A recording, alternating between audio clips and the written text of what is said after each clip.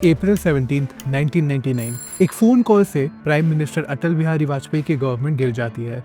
और कॉल किसने किया था? एक तमिल एक्ट्रेस ने जो कभी कॉलेज भी नहीं गई। हैरानी की बात यह है कि वो ये पहली बार नहीं कर रही थी और ना ही ये उनकी आखिरी बार होने वाली थी। एक एक्ट्रेस होने के बावजूद जयराम जयललिता प्राइम मिनिस्टर बनने के इतने करीब आई जितना इतिहास में कभी कोई आया था। आज हम जानेंगे उन्होंने ये किया कैसे, वो फेल क्यों हुई और उनकी कहानी पावर के बारे में क्या बताती है वर्ल्ड के लार्जेस्ट डेमोक्रेसी में। जयललिता की पावर की भूख समझने के लिए हमें उनके बचपन को समझना होगा, क्योंकि पैदा होने के 2 साल बाद उनके पिता की मृत्यु हो जाती है।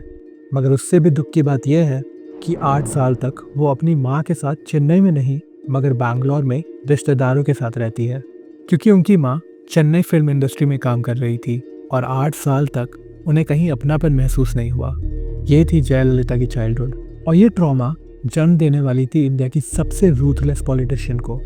मगर सवाल ये है, ज्यादातर अबैंडन बच्चे चीफ मिनिस्टर नहीं बनते, तो उन्हें किस बात ने अलग बनाया? जवाब है लोकेशन। तमिलनाडु में मूवी स्टार्स अक्सर पॉलिटिशियन बन जाते हैं और कई लोग सिनेमा से पावर तक जाने का यही रास्ता चुनते हैं। जब जयललिता ने 1956 में अपनी फिल्म डेब्यू की, वो सिर्फ एक्टिंग शुरू नहीं कर रही थी, वो अपनी पॉलिटिकल जर्नी शुरू कर रही थी। और जब उन्होंने एमजीआर के साथ 30 से ज़्यादा फिल्में की, वो सिर्फ डायलॉग्स नहीं सीख रही थी मगर पावर, करिश्मा और ऑडियंस को कमांड करने का आर्ट सीख रही थी, क्योंकि वो जानती थी उनकी ऑडियंस जल्द ही उनकी वोटर्स बनेंगे। एमजीआर अपने को स्टार को फाइनली पॉलिटिक्स में लॉन्च करते हैं, मगर उन्हें क्यों? उन अनेक पुरुष नेताओं को क्यों नहीं जो दशकों से उनकी पार्टी में सेवा कर रहे थे? दरअसल जवाब छिपा है खुद एमजीआर में। उन्होंने जयललिता में एक ऐसा औरत देखा जिसे बातों को समझना आता था, जिनकी जुबान सिर्फ तमिलनाडु की राजनीति नहीं, दिल्ली की भाषा भी समझ सकती थी। सिर्फ 1 साल में जयललिता को प्रोपेगेंडा सेक्रेटरी बना दिया जाता है। दशकों से पार्टी की सीढ़ियां चढ़ रहे नेताओं को वो पीछे छोड़ गई। और ये सिर्फ नेपोटिज्म नहीं था, एमजीआर चाहते थे कि वो राज्यसभा जाए, क्योंकि वो अंग्रेजी में देश से बात कर सकती थी, एक ऐसी क्वालिटी जो रीजनल नेताओं के पास अक्सर नहीं होती है। मगर पावर के साथ दुश्मन भी बनने लगते हैं। 1984 में जब एमजीआर गंभीर रूप से बीमार हुए, पार्टी के नेताओं ने एक बड़ा मौका देखा और जयललिता को पोजीशन से हटा दिया और उनकी इन्फ्लुएंस कम करने की कोशिश की। हर एक बेइज्जती जयललिता को एक नई सीख दे रही थी। पॉलिटिक्स में वफादारी टेम्पोररी होती है, लेकिन अथॉरिटी वो हमेशा अपने अंदर होनी चाहिए। एमजीआर का देहांत हो जाता है और जयललिता सोचती है अब पूरा पॉलिटिकल एम्पायर उनका है, लेकिन वो गलत थी। एमजीआर की फ्यूनरल प्रोसेशन में हजारों लोगों की भीड़ जमा थी और सबके सामने जयललिता को धक्का देकर निकाल दिया जाता है। लेकिन ये तो सिर्फ शुरुआत थी।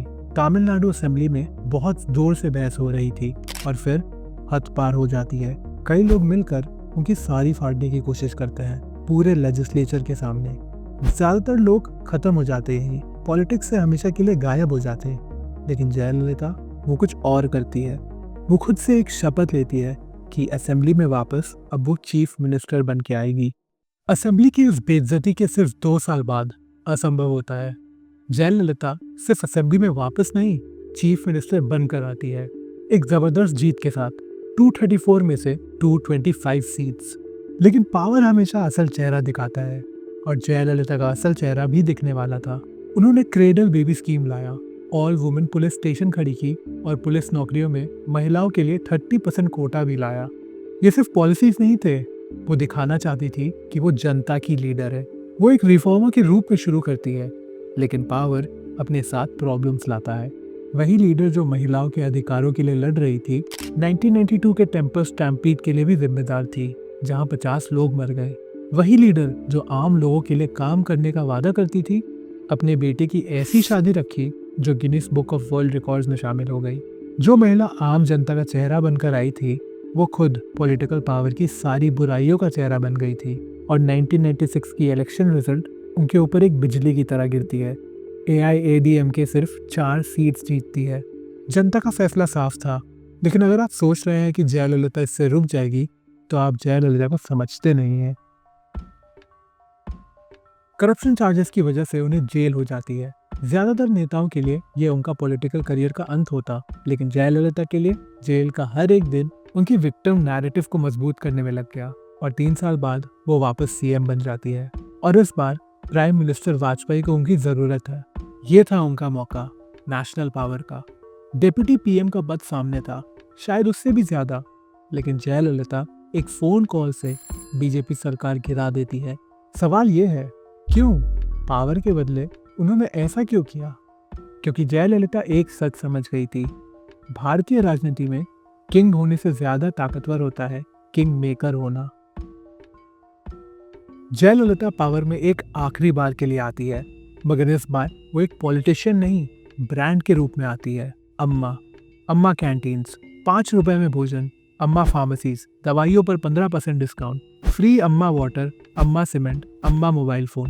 क्रिटिक्स को ये पसंद नहीं आ रहा था, मगर उनके सपोर्टर्स के लिए ये बहुत अच्छा था। और हैरानी की बात, ये टैक्टिक काम कर रहा था। जहां दूसरे स्टेट्स माल न्यूट्रिशन और हेल्थ केयर एक्सेस से जूझ रहे थे, तमिलनाडु भारत की सबसे कम फर्टिलिटी रेट को अचीव कर रही थी, साथ ही सबसे कम इन्फेंट मोर्टालिटी रेट को भी।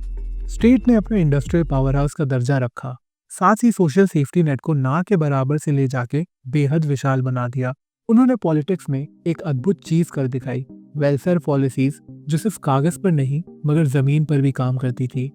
Free text books, uniform, student के लिए बाइसिकल्स, और इंडिया के लिए उस वक्त के सोच के बाहर उन्होंने गवर्नमेंट एम्प्लॉयज के लिए 9 मंथ की पेड मैटरनिटी लीव लाई।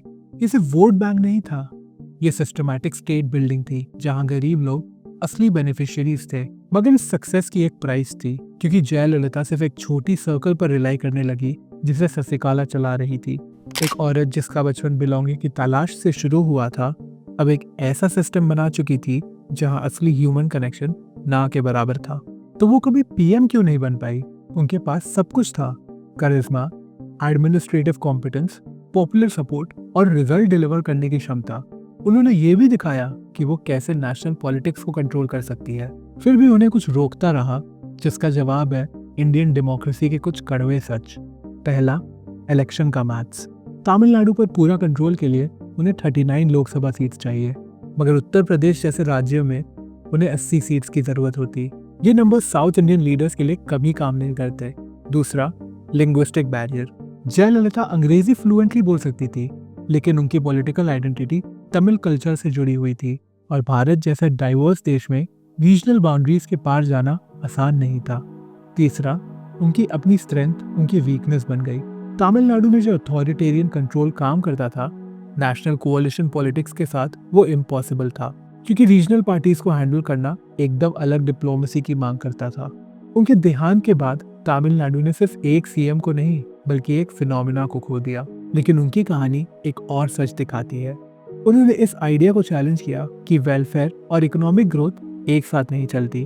उन्होंने ये भी दिखाया कि पॉलिटिक्स में बार बार गिर कर भी कोई और ज्यादा ताकत के साथ उठ सकता है, और उन्होंने ये साबित किया कि एक एक्ट्रेस भी पॉलिटिकल टाइटन बन सकती है। लेकिन जिस रोल के लिए उन्होंने जिंदगी भर रिहर्सल की, प्राइम मिनिस्टर ऑफ इंडिया का रोल, उन्हें कभी नहीं मिल पाया।